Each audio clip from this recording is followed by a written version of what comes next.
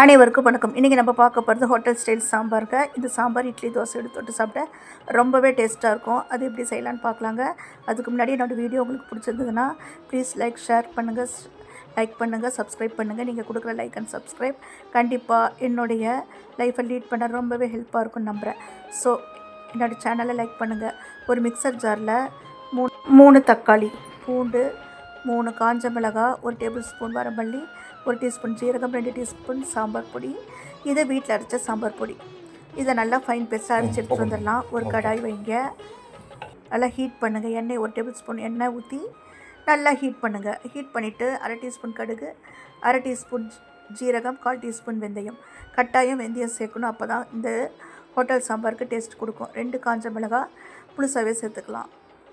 ஒரு பெரிய வெங்காயம் சாப் பண்ணி சேர்த்துருக்கேன். உங்களுக்கு பெரிய வெங்காயம் பிடிக்கலன்னா சின்ன வெங்காயம் 20 சேர்த்துக்கோங்க. 2 பச்சை மிளகாய் கீரி சேர்த்துருக்குறேன். ஒரு கொத்து கருவேப்பிலை சேர்த்துட்டு நல்லா வதக்குங்க. வெங்காயம் கண்ணாடி பதம் வரணும், அந்தளவுக்கு நல்லா வதக்கிக்கலாம். வெங்காயம் நிறம் மாறினதையும் அரைச்சி வச்சுருந்த அந்த மசாலா பேஸ்ட்டு இதில் சேர்த்துடலாம். சேர்த்துட்டு நல்லா வதங்கணும். இது பச்சை மணம் போகணும் இந்த மசாலா பேஸ்ட். அதனால் அடுப்பை ஒரு லோ டு மீடியமுக்கு கொண்டு வந்துட்டு ஒரு 5 நிமிஷம் நல்லா வதக்குங்க. இந்த மசாலா தான் சாம்பாருக்கு டேஸ்ட்டை என்ஹான்ஸ் பண்ணி கொடுக்கும். ஸோ கண்டிப்பாக இந்த மசாலா போட்டு நீங்கள் செய்யுங்க. இதில் பார்த்தீங்கன்னாக்கா துவரம் பருப்பை ஏற்கனவே வேக வச்சுருக்கிறேன், அது இப்போ நான் சேர்க்குறேன். சேர்த்துட்டு நல்லா கலந்து விடுங்க. கலந்து விட்டுட்டு தாராளமாக ஒரு 3 கப்பு தண்ணி ஊற்றுங்க. ஊற்றிட்டு நல்லா கலந்து விட்டுருங்க. இதுக்கு தேவையான உப்பு போட்டாச்சு. போட்டுட்டு நல்லா கலந்து விட்டுட்டு மூடி போட்டு ஒரு 5 to 7 நிமிஷம் மீடியம் ஃப்ளேமில் வச்சு நல்லா கொதிக்க வைங்க.